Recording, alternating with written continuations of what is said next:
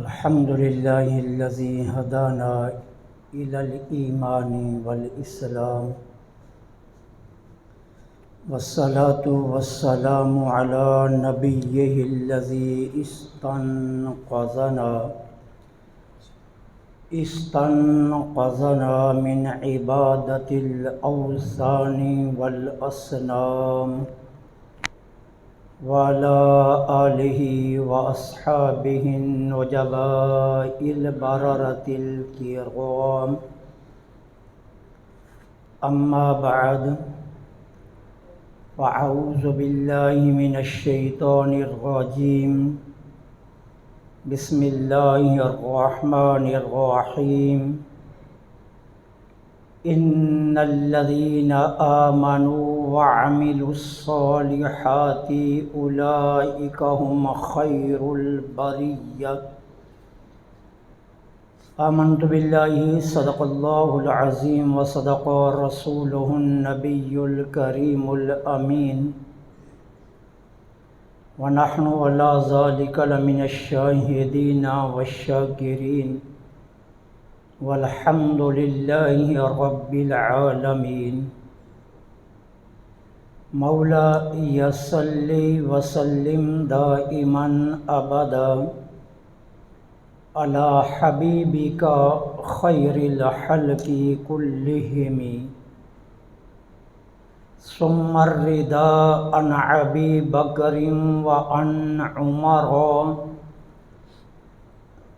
وعن علي وعن عثمان ذي الكرم.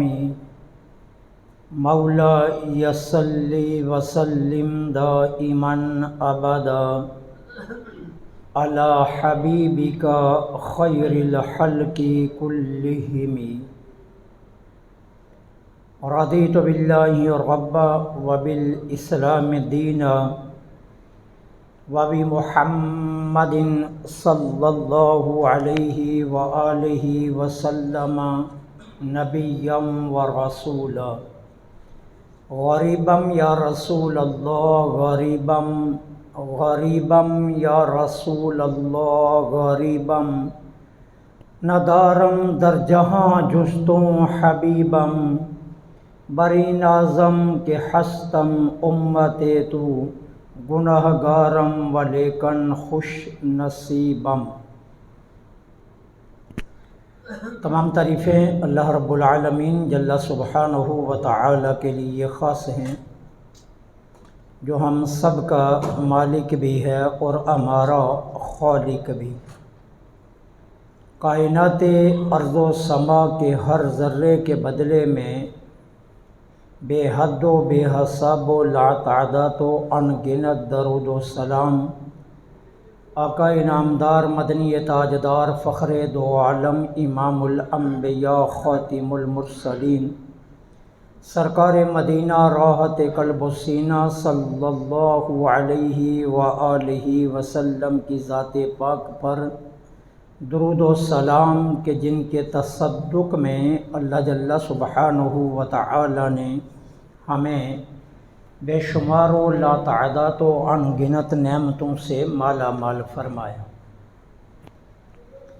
انتہائی عزت کے لائق سامعین ذی وقار، مسلمانوں کا اسلامی سال جنوری سے شروع نہیں ہوتا اور دسمبر پر ختم نہیں ہوتا. مسلمانوں کا اسلامی سال محرم الحرام سے شروع ہوتا ہے اور ذی الحج کے اختتام پر ختم ہوتا ہے.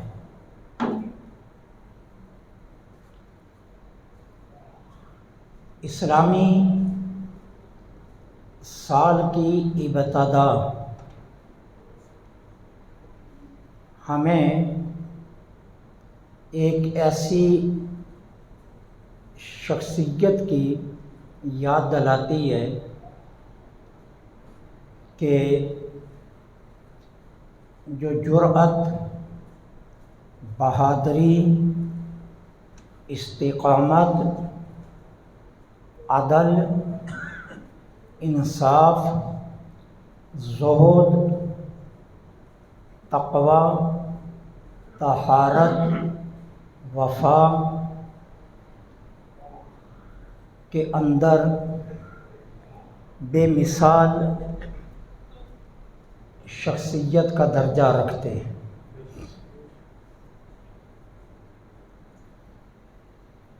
تمام وہ صفات جو میں نے گنوائی ہیں، اس سے مراد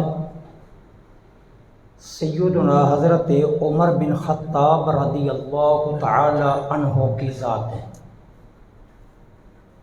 یکم محرم الحرام آپ کا یوم شہادت ہے۔ اس اعتبار سے اس تاریخ کو اسلام میں بہت بڑا مقام حاصل ہے۔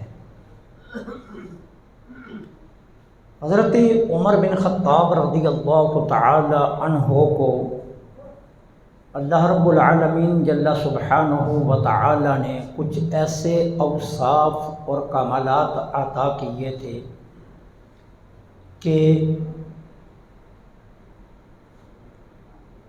وہ صفات، وہ کمالات اور وہ حسن اور وہ خوبیاں اسلام کے چہرے پر وہ روشن بابیں کہ قیامت تک ساری دنیا مل کر بھی ان کا جواب نہیں دے سکتی۔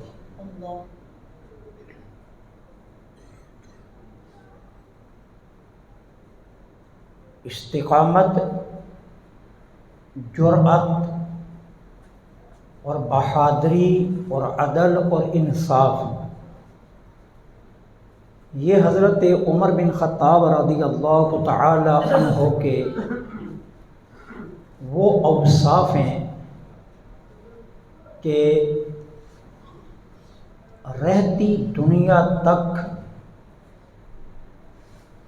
ان اوصاف کو اگر سارے وارثان منبر بھی بیان کرتے رہیں تو ان کا حق ادا نہیں کر سکتے۔ حضرت عمر بن خطاب رضی اللہ تعالی عنہ کی شخصیت کو سمجھنے کے لیے سب سے پہلے اس حقیقت کو سمجھ لیجئے کہ صوفیاء کی اصطلاح میں ایک ہوتا ہے مرید اور ایک ہوتا ہے مراد۔ مرید اس کو کہتے ہیں کہ جو کسی شیخ کے پاس خود چل کر آ کر اسے کہتا ہے کہ مجھے اپنے حلقہ ارادت میں داخل کر لیجئے، اور مراد اس کو کہتے ہیں کہ شیخ پیر خود آرزو کرے کہ کاش یہ بندہ میرا مرید ہو جائے۔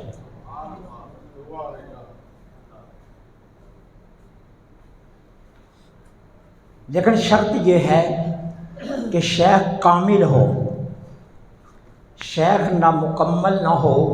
اس کی وجہ یہ ہے کہ نامکمل شیخ وہ مال دنیا کے لیے بھی آرزو کرتا ہے کہ یہ امراء میرے مرید ہو جائیں۔ اس کا مقصد ہدایت، رہنمائی یا اسلام کو فائدہ پہنچانا نہیں ہوتا، اس کی مراد اپنی ذات کو منفعت دینا ہوتی ہے۔ حضرت عمر بن خطاب رضی اللہ تعالی عنہ کی شان دیکھیے، سارے صحابہ چل کر در مصطفیٰ پر آئے اور میرے نبی نے اللہ سے عمر کو مانگ کر لیا، اور مانگنے کا انداز بھی دیکھیے کس شان سے میرے آقا نے حضرت عمر اللہ سے مانگے۔ حضور بیت اللہ کے پاس تشریف لائیں، خانہ کعبہ کے قریب ترین میرے آقا آگے، غلاف کعبہ کو لیا حضور نے اور سینے سے لگایا تھا، اور سینے سے لگا کر اللہ کی بارگاہ میں عرض کیا اللہم اعز الاسلام باسلام عمر بن خطاب، اے اللہ تجھے اس غلاف کعبہ کا واسطہ اسلام کو عمر کے اسلام کے ذریعے عزت بخش دے۔ اب اندازے وعدے کیے اور مانگنے کا انداز دیکھیے کہ عمر نگاہ مصطفیٰ میں کتنے قیمتی ہیں کہ میرے نبی غلاف کعبہ تھام کر اللہ کی بارگاہ میں غلاف کعبہ کے توسل سے میرے نبی اللہ سے عمر مانگ رہے ہیں۔ کتنے قیمتی ہیں حضرت عمر کہ میرے نبی فرما رہے ہیں اے اللہ اسلام کو عمر کے اسلام کے ذریعے عزت بخش دے۔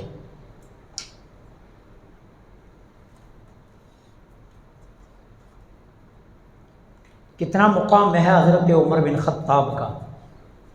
میرے آقا فرماتے ہیں لو کانا نبی بعدی لکانا عمر بن خطاب، اگر میرے بعد نبوت کا سلسلہ چلتا رہتا اور ختم نبوت میری ذات پر نہ ہوتا تو اگر میرے بعد کوئی شخصیت نبی بننے کی اہل تھی تو وہ عمر بن خطاب تھے۔ میرے آقا کریم علیہ الصلاۃ والسلام نے فرمایا جبریل امین 950 سال بغیر کسی وقفے کے اگر حضرت عمر کی شان بیان کرتے رہیں تو پھر بھی عمر کی شان مکمل نہیں ہوتی۔ کسی دنیا کے خطیب کی کہانی نہیں ہے، کسی دنیا کے خطیب کی بات نہیں ہے۔ میرے آقا فرماتے ہیں جبریل امین خطیب ہو اور 950 سال لگاتار جبرائیل امین حضرت عمر کی شان کو بیان کرتے رہیں، 950 سال ختم ہو جائیں گے لیکن میرے عمر کی شان مکمل نہیں ہوگی۔ عمر جس راستے سے گزر جائے میرے آقا فرماتے ہیں شیطان وہ راستہ چھوڑ دیتا ہے۔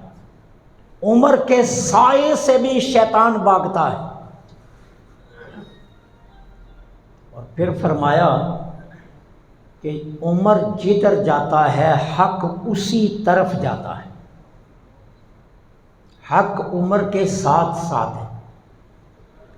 ایک طرف حضرت عمر بن خطاب کی یہ شانیں ہیں، دوسری طرف حضرت عمر کا عجز دیکھیے، حضرت عمر کی انکساری دیکھیے۔ ساری زندگی ایک جملے سے عمر آگے گئے ہی نہیں، ایک جملے پر حضرت عمر کی ساری زندگی رکی رہی۔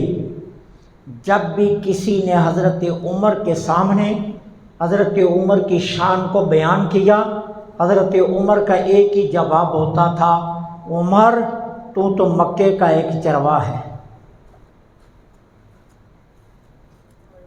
اس سے حضرت عمر بن خطاب آگے گئے ہی نہیں، ساری زندگی یہی کہا کہ عمر تو مکے کا ایک چرواہ ہے۔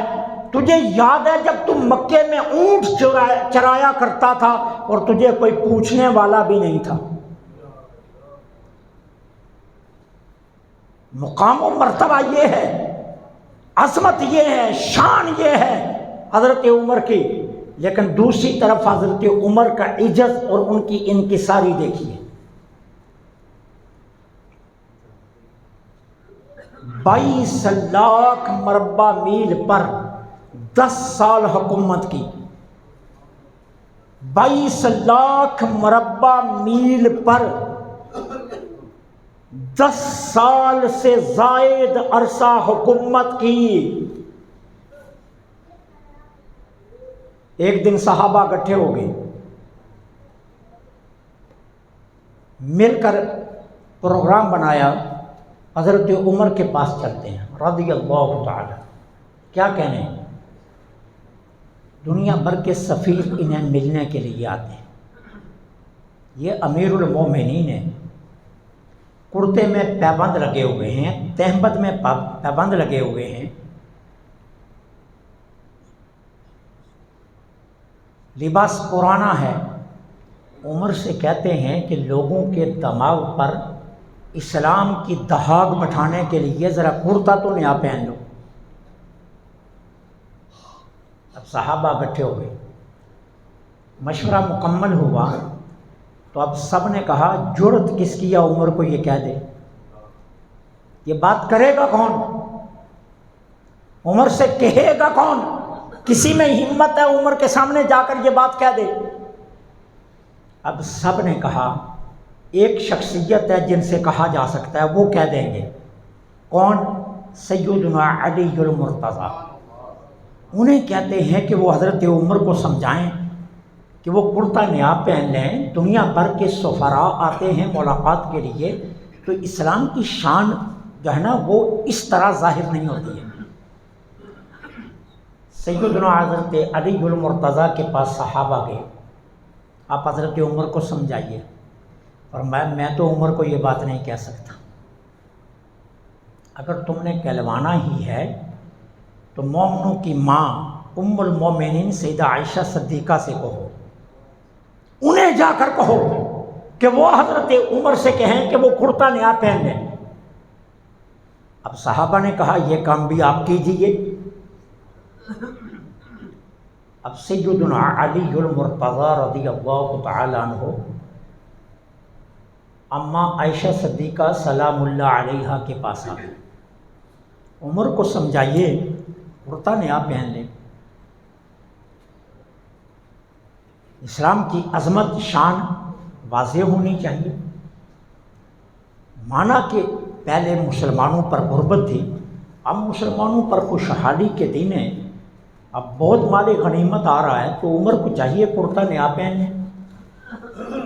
اماں جی نے پیغام بھیج دیا، خادم نے آ کر کہا در مصطفیٰ سے عمر کے لیے پیغام ہے۔ حضرت عمر پر کب کبھی تاری اٹھے، حضور کے در انور کی طرف چلے، دروازے پر پردہ لٹک رہا تھا، اماں جان اندر تھیں، حضرت عمر پردے کے باہر تشہد کی شکل میں بیٹھ گئے، سلام عرض کر کے عرض کیا کیا حکم ہے، خادم کے لیے کیوں بلایا گیا ہے، کیوں طلبی ہوئی ہے؟ اماں جان نے فرمایا عمر اسلام کی عظمت کے لیے کرتا تو بدل لو، کرتا نیا پہن لو۔ ہاں ہاں ہاں، حضرت عمر کا جواب سنیے، اماں جان مجھے لوگوں کی باتوں پر جانے کے بجائے رسول اللہ صلی اللہ علیہ وسلم کے نقش پا پر چلنا زیادہ اچھا لگتا ہے، مجھے حضور کی ادائیں اپنانا زیادہ اچھی لگتی ہیں۔ سیدہ عائشہ صدیقہ زارو قطار رو پڑی اور کہا عمر جاؤ، میں تمہیں کچھ نہیں کہتی۔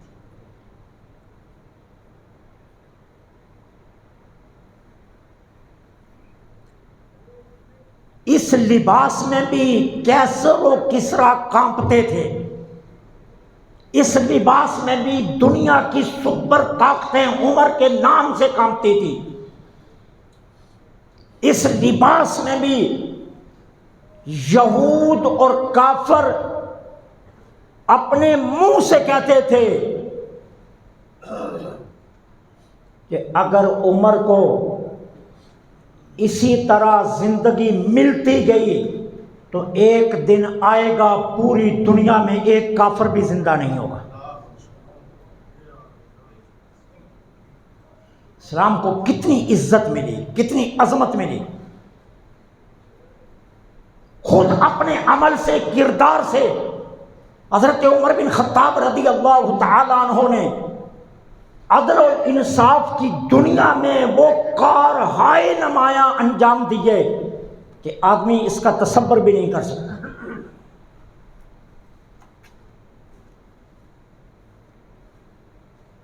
حضرت عمر بن عاص کو لشکر دے کر مصر فتح کرنے کے لیے بھیجا۔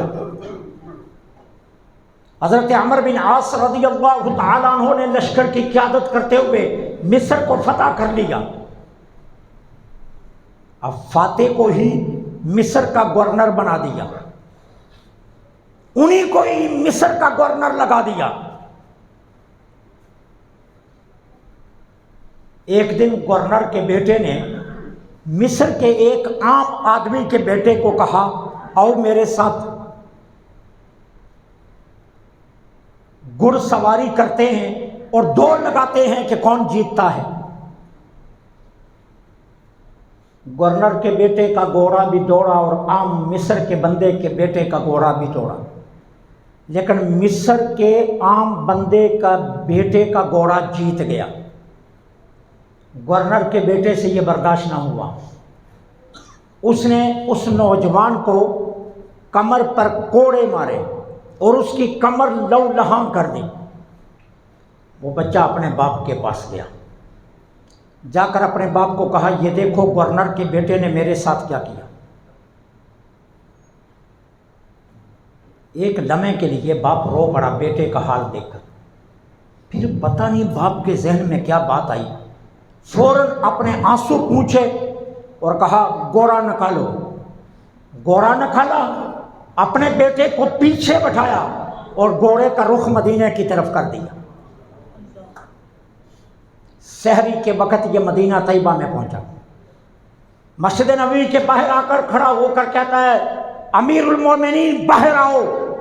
حضرت عمر مسجد نبوی میں نماز تہجد پڑھ رہے تھے، باہر آ گئے آواز سن کر، کہا کیا ہوا؟ کہا میرے بیٹے کا حال دیکھو۔ حضرت عمر نے دیکھا، اسی وقت اسی لمحے قاصد کو پیغام دیا، جاؤ گورنر اس کے بیٹے کو دونوں کو لے کر آؤ مصر سے۔ پیغام ملا تو گورنر حضرت عمر بن عاص اور ان کا بیٹا مدینے آ گیا۔ کہا اس بچے کو تمہارے بیٹے نے مارا؟ اس نوجوان کے ہاتھ میں کوڑا دیا، گورنر کے سامنے اس کے بیٹے کی کمر کو ننگا کیا اور کہا جتنے اس نے کوڑے مارے ہیں اتنے کوڑے اسے مارو۔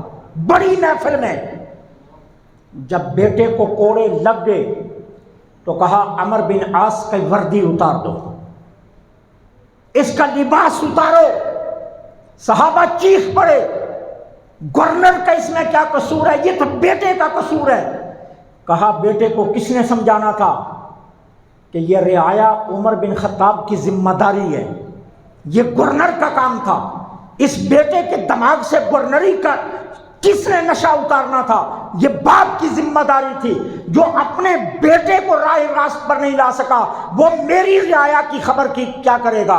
کہا اس کے کپڑے اتارو اور اسے ٹاٹ کا لباس پہنا کر اسے ٹاٹ کے لباس میں مصر بھیجو تاکہ پتہ چلے دنیا کو عمر اپنے گورنروں پر بھی کس طرح انصاف کرتا۔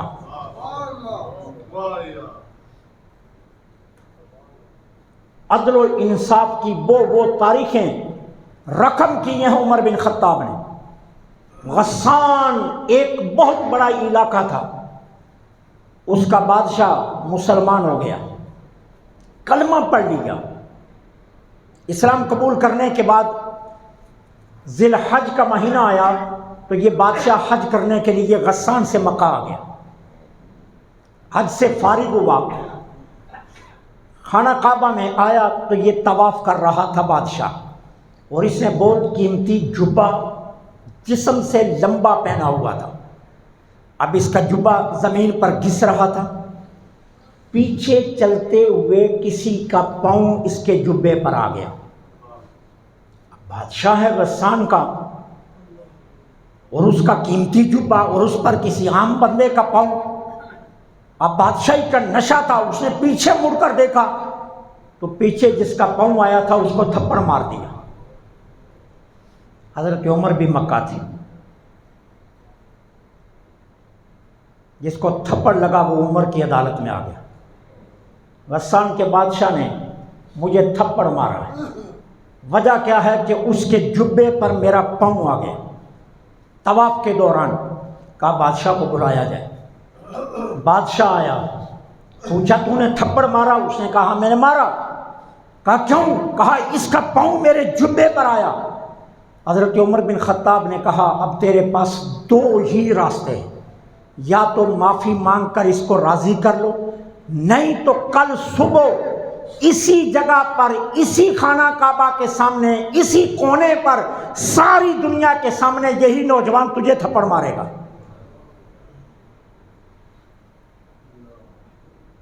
بادشاہ یہ فیصلہ سن کر حیران رہ گیا۔ ساری رات اس نوجوان کے پاس بیٹھ کر بادشاہ معافیاں مانگتا رہا، دولت کی آفریں کرواتا رہا کہ مجھے معاف کر دو۔ اس نوجوان نے کہا تجھے معاف نہیں کرنا، آج اگر میں نے تجھے معاف کر دیا کل تو کسی اور کو تھپڑ مارے گا، اس سے معافیاں مانگے گا، اسے دولت کی آفر کروائے گا، میں نے تجھے معاف نہیں کرنا۔ اب صبح عمر ہی تیرا فیصلہ کرے گا۔ اب جب بادشاہ کو پتہ چلا کہ معافی نہیں مل رہی، صبح ہوتے ہی یہ مکہ سے بھاگ گیا اور دوبارہ کافر ہو گیا۔ حضرت عمر رضی اللہ تعالیٰ عنہ کو پتہ چلا، رفقا نے کہا عمر آپ کی وجہ سے ایک بادشاہ اسلام میں آ کر دوبارہ کفر میں چلا گیا، یہ بہت غلط ہوا۔ فرمایا غلط نہیں ہوا ہے، بالکل صحیح ہوا ہے، میں نے بادشاہ کو نہیں بچایا، میں نے اسلام کی عزت کو بچا لیا۔ آج ایک بادشاہ کے لیے اگر عمر انصاف میں ڈنڈی مار جاتا، آج ایک بادشاہ کے لیے، ایک بادشاہ کو بچانے کے لیے عمر ایک غریب سے انصاف نہ کرتا، قیامت تک اسلام کے چہرے پر یہ داغ رہتا کہ عمر نے ایک امیر کے لیے عدل نہیں کیا تھا، اور عمر نے قیامت تک کے لیے اسلام میں عدل کا جو نظام ہے اسے بچا کر ایک بادشاہ کو قربان کر دیا۔ وہ انصاف کی تاریخیں رقم کی ہیں حضرت عمر بن خطاب نے، جن کا وہم گمان میں تصور بھی نہیں کیا جا سکتا۔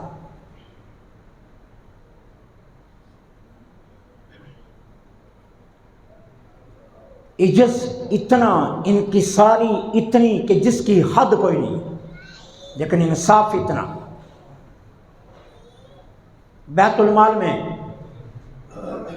خوشبو آئی اور بہت قیمتی خوشبو آئی۔ آپ جانتے ہیں کہ اہل عرب آج بھی بہت زیادہ خوشبو کو استعمال کرتے ہیں، اور یہ اس دور میں بھی خوشبو زیادہ استعمال کرتے تھے۔ اب خوشبو حضرت عمر بن خطاب کے گھر آ گئی، عالیہ سے کہا لے آؤ خوشبو۔ میں کسی خاتون کی ڈیوٹی لگاتا ہوں تاکہ وہ برابر تول کر صحابہ میں اس خوشبو کو تقسیم کرے۔ آپ کی عالیہ نے کہا یہ کام میں بھی تو کر سکتی ہوں، آپ کو مجھ پر اعتبار نہیں ہے، اعتماد نہیں ہے کہ میں نا انصافی کروں گی عمر کی بیوی ہو کر؟ میں بھی انصاف کے ساتھ تول کر سب کو خوشبو تقسیم کروں گی، میں اس میں کسی قسم کی جوہل نہیں ماروں گی۔ کہا تمہاری ساری باتیں درست ہیں لیکن میں نے تجھ سے یہ نہیں کروانا۔ عالیہ نے کہا نہیں، یہ کام مجھے دیجیے۔ حضرت عمر بن خطاب نے فرمایا یہ کام میں نے تجھ سے نہیں کروانا۔ اب عالیہ نے کہا مجھے سبب تو بتائیے۔ اب دیکھیے حضرت عمر بن خطاب کی شان، فرمایا جب تم خوشبو تولے گی تو ہاتھ کے ذریعے دوسری شیشی یا برتن میں ڈالے گی، وہ خوشبو تیرے ہاتھ سے لگے گی۔ اب ظاہر ہے تو ہاتھ اپنے لباس سے لگائے گی، اب وہ خوشبو تیرے لباس تک جائے گی۔ اب مجھے بتا، اگر اللہ نے قیامت کے دن پوچھ لیا کہ عمر بیت المال کی خوشبو تیری بیوی کیسے لگاتی رہی، تو میں جواب کیا دوں گا؟ اس لیے میں یہ کام تجھ سے نہیں۔ آپ کی عالیہ زاروں قطار رو پڑی۔ کہا عمر میں یقین سے کہتی ہوں کہ اللہ مجھے صرف تیری وجہ سے جنت میں بھیجے گا، کہ جو تیرے اعمال ہیں ان کی بنیاد پر اللہ مجھے بخشے گا۔ اس حد تک احتیاط ہے معاملات میں، اس حد تک انصاف ہے، عدل ہے معاملات میں۔ عاجزی انکساری کی حد ہی کوئی نہیں ہے۔ مکہ المکرمہ میں آئے تو سارا حج پیادل کیا۔ صحابہ نے عرض کیا سواری لے لیجیے، کہا مدینے سے جس سواری پر مکے آیا ہوں وہ تھک چکی ہے، اب میں اس کو مزید تھکا کر اللہ کی بارگاہ میں مجرم نہیں بننا چاہتا۔ سارا حج پیادل کیا، اور پھر مدینہ طیبہ میں تھے، عید الفطر کا موقع آیا، نماز عید پڑھانے کے لیے عیدگاہ کی طرف جانے لگے۔ گھر آئے، لباس بدلا، دھلا ہوا لباس پہنا، کہا جوتا دیجیے۔ عالیہ نے کہا آپ کا ایک جوتا ہے، اسے بار بار گانٹھنے کے بعد اب اس میں دوبارہ گانٹھنے کی گنجائش نہیں رہی ہے، اس لیے اب وہ جوتا قابل استعمال نہیں ہے۔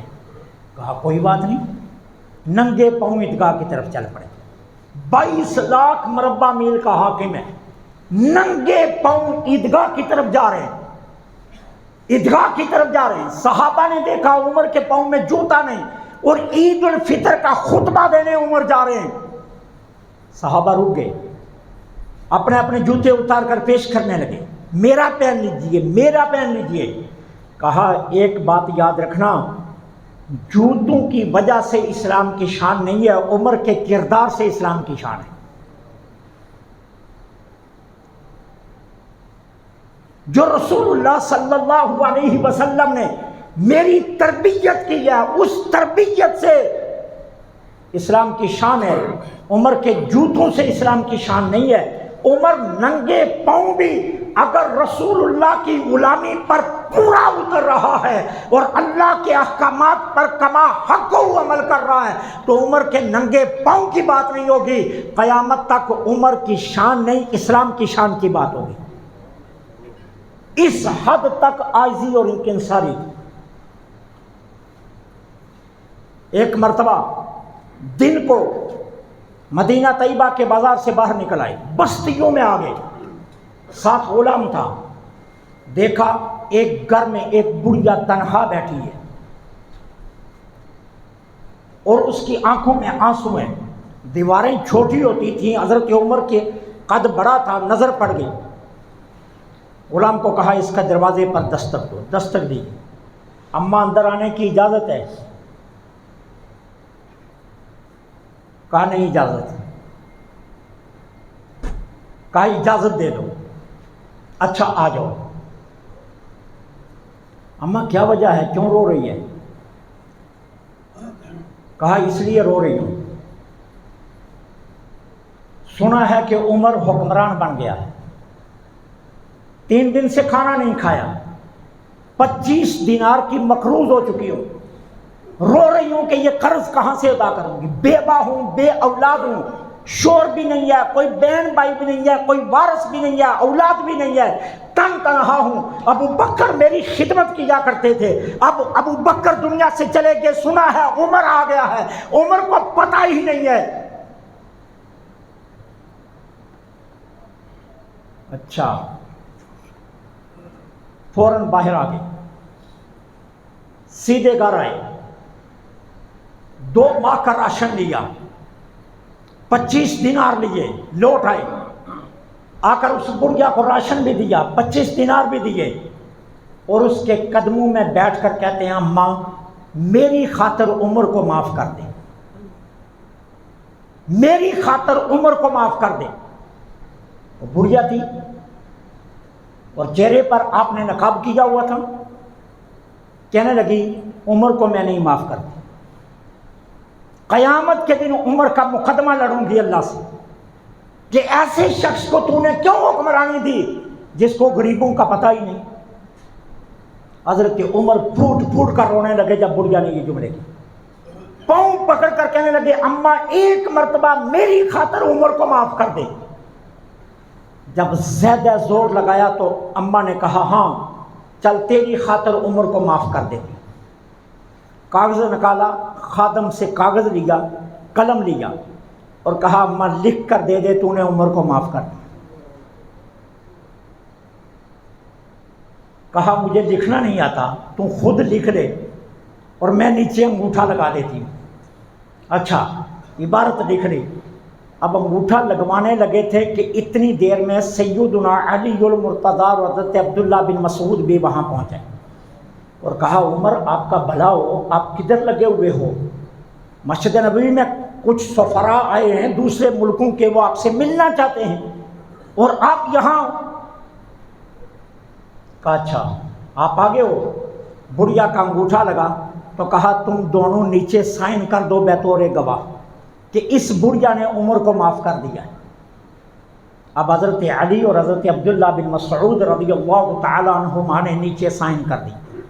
اب کاغذ کو لپیٹا، حضرت علی کو دیا اور حضرت علی کو دے کر کیا فرماتے ہیں، مجھے یقین ہے علی میں دنیا سے آپ سے پہلے جاؤں گا، جب آپ میری تدفین کرنے لگو تو یہ رکھا میرے کفن میں رکھ دینا، تاکہ کل قیامت کے دن اگر اللہ نے اس بڑھیا کا سوال مجھ سے کر لیا تو میں اللہ کو دکھا سکوں کہ اس بڑھیا نے مجھے معاف کر دیا۔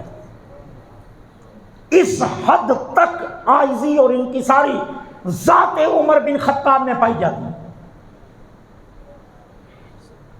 ایک مرتبہ کچھ ملکوں کے دو سفیر آگے اکٹھے ہو کر امیر المومنین سے ملنے کے لیے۔ اب انہیں مسجد نبوی کے باہر حضرت ابو ہریرہ رضی اللہ تعالی عنہ ملے۔ پوچھا جی آپ کے امیر المومنین کہاں ہیں؟ کہا یہ مسجد کے دائیں طرف چلے جاؤ، صحن کے کونے میں امیر المومنین بیٹھے ہیں۔ اب وہ گئے تو کیا دیکھتے ہیں، وہاں 3 لوگ بیٹھے ہوئے ہیں، تینوں کا لباس ایک جیسا ہے اور ایک روٹی ہے اور تینوں میں ایک بندہ وہ روٹی تقسیم کر رہا ہے برابر۔ وہ سفیر واپس آ گئے، حضرت ابو ہریرہ سے کہنے لگے آپ کہہ رہے تھے امیر المومنین وہاں بیٹھے ہیں، وہاں تو 3 خادم بیٹھے ہوئے ہیں، نوکر بیٹھے ہوئے ہیں، وہاں تو 3 غلام بیٹھے ہوئے ہیں، تینوں کا لباس ایک جیسا ہے اور تینوں کے درمیان ایک روٹی کی تقسیم ہو رہی ہے اور ایک بندہ تقسیم کر رہا ہے۔ اب حضرت ابو ہریرہ حیران ہوئے کہ یہاں تو میں دیکھا تھا عمر بیٹھے ہوئے تھے اور یہ کیا کہہ رہے ہیں؟ حضرت ابو ہریرہ انہیں کے ساتھ آ گئے۔ کیا دیکھتے ہیں، ایک عمر ہیں اور 2 حضرت عمر کے نوکر ہیں، 2 حضرت عمر کے خادم ہیں، 2 حضرت عمر کے غلام ہیں اور ایک روٹی اور حضرت عمر برابر تینوں میں تقسیم کر رہے ہیں، تینوں کا لباس ایک جیسا ہے۔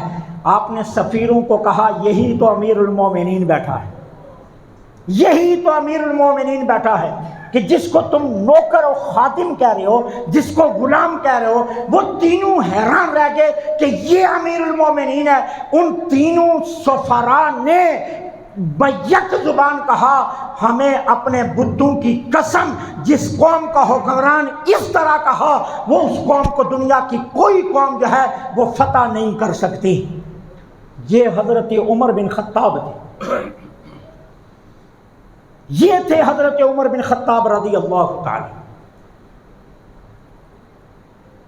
جن کو اللہ نے اتنی شانیں دی تھی کہ جس کی انتہا کوئی نہیں۔ میں نے پہلے کہا، میرے آقا نے فرمایا جبریل امین 950 سال بغیر کسی وقفے کے عمر کی شان بیان کرتا رہے، 950 سال ختم ہو جائیں گے لیکن عمر کی شان مکمل نہیں ہوگی۔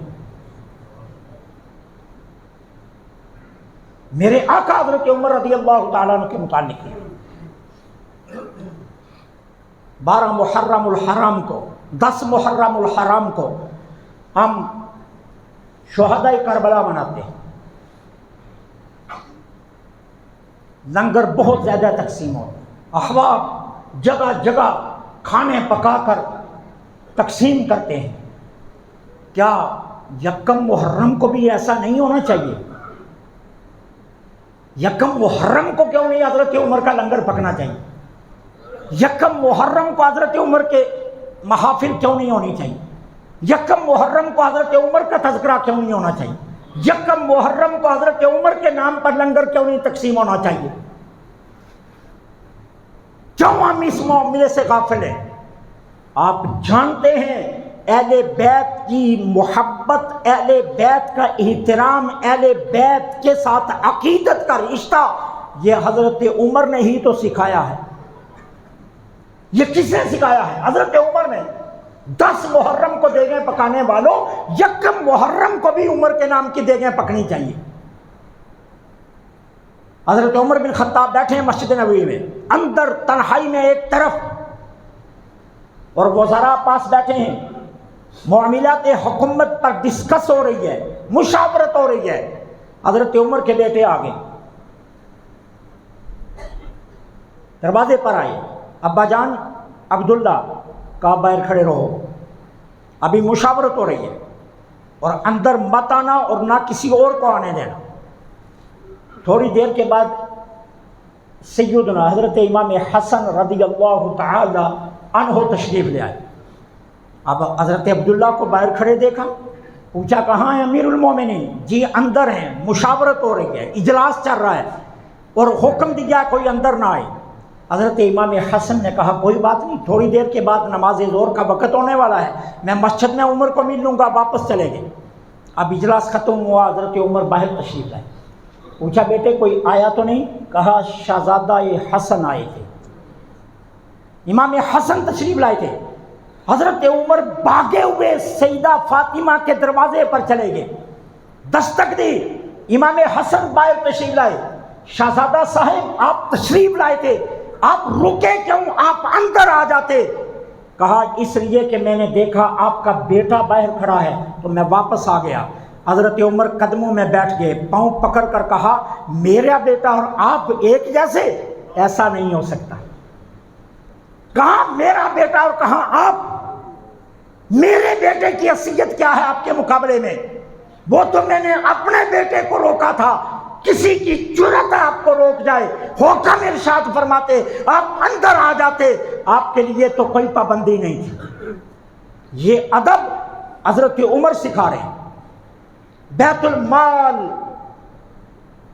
مال غنیمت آیا، مسجد نبوی میں ڈھیر لگ گیا، صحابہ کو بلایا گیا، آؤ مال غنیمت تقسیم ہوتا ہے۔ امام حسن و حسین آگے، اب تقسیم شروع ہوئی۔ حضرت امام حسن کو کتنا دیا؟ 20,000۔ امام حسین کو کتنا دیا؟ 20,000۔ تیسرا نمبر آیا اپنے بیٹے حضرت عبداللہ کا، دیا 10,000۔ بیٹا بول پڑا امیر المومنین کا بیٹا ہوں، بڑی جنگیں لڑی ہیں، اسلام کے لیے بڑی خدمات ہیں، اسلام کے لیے بڑا کام کیا ہے، جوانی اسلام کے لیے لٹائی ہے۔ یہ دونوں شہزادے ابھی بچپن میں تھے جب میں جنگیں لڑا کرتا تھا، مجھے 10 انہیں 20۔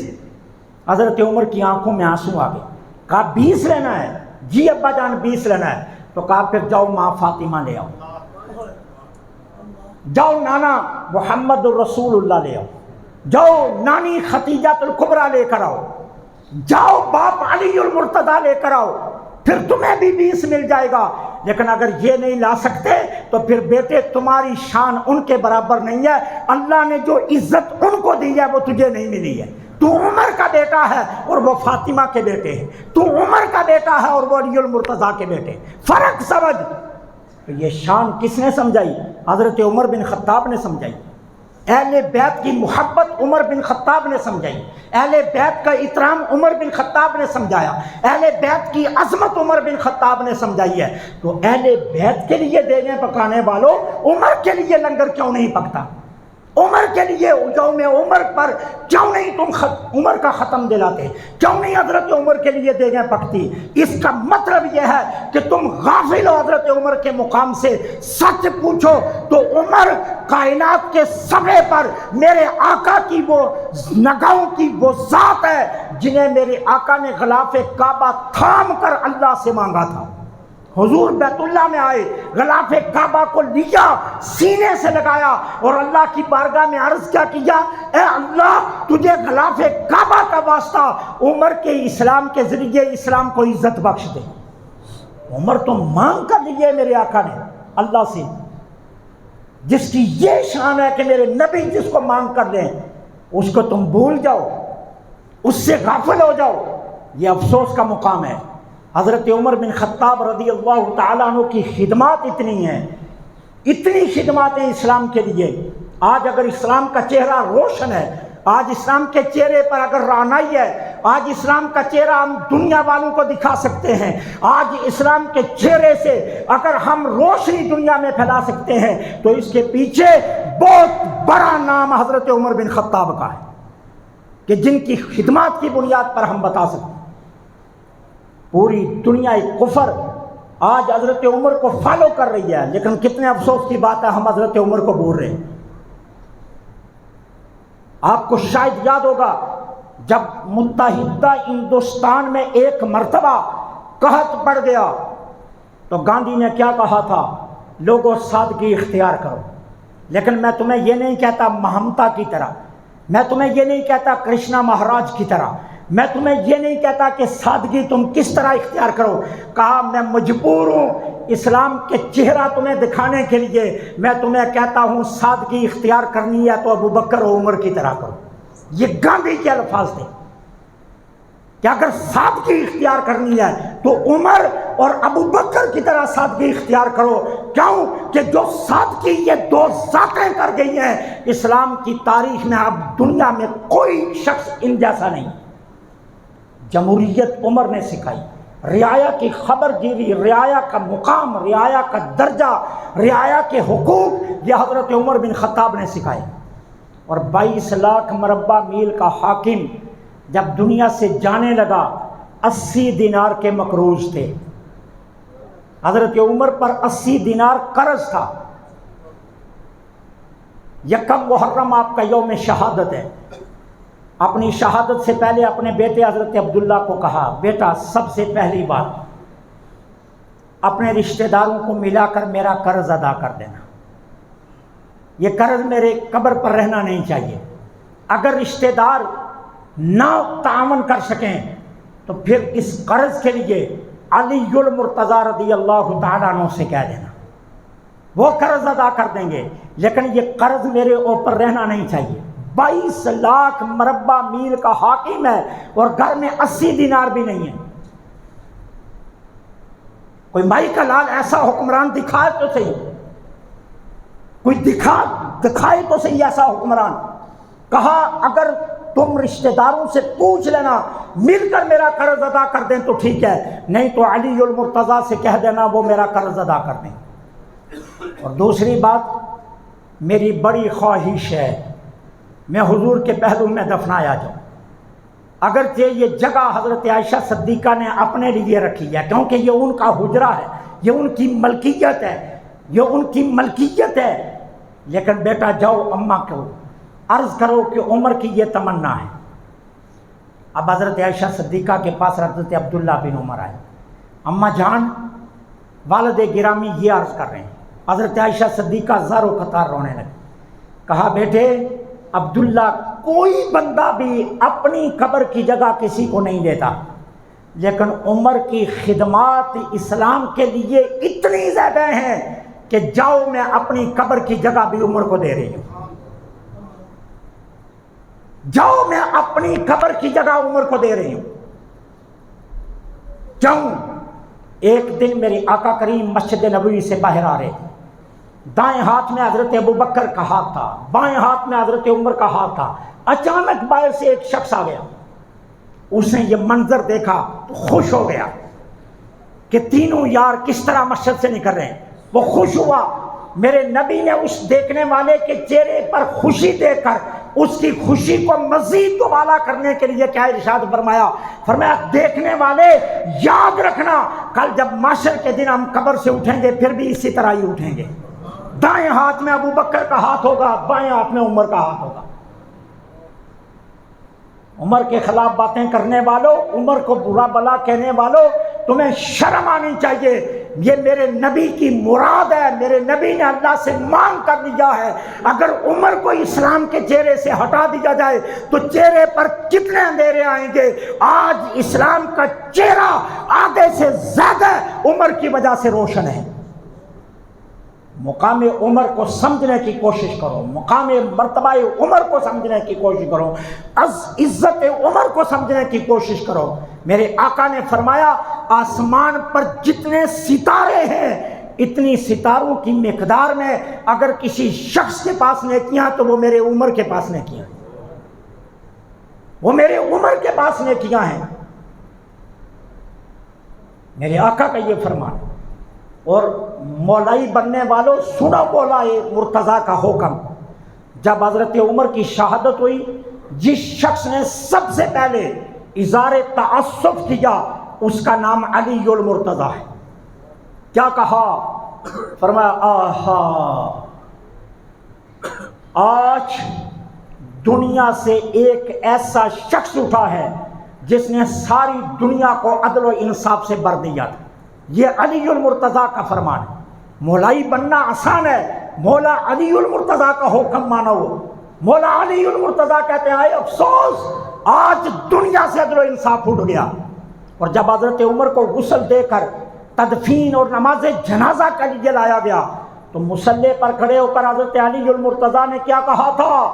آپ نے فرمایا تھا عمر پر اللہ رحم کرے، حکمرانی میں ایسی ایسی مثالیں چھوڑ کر چلے ہیں کہ پھر کوئی بندہ ان کے نقشے پا پر آسانی سے چل نہیں سکے گا، کوئی بندہ آسانی سے ان کے نقشے پا پر نہیں چل سکے گا۔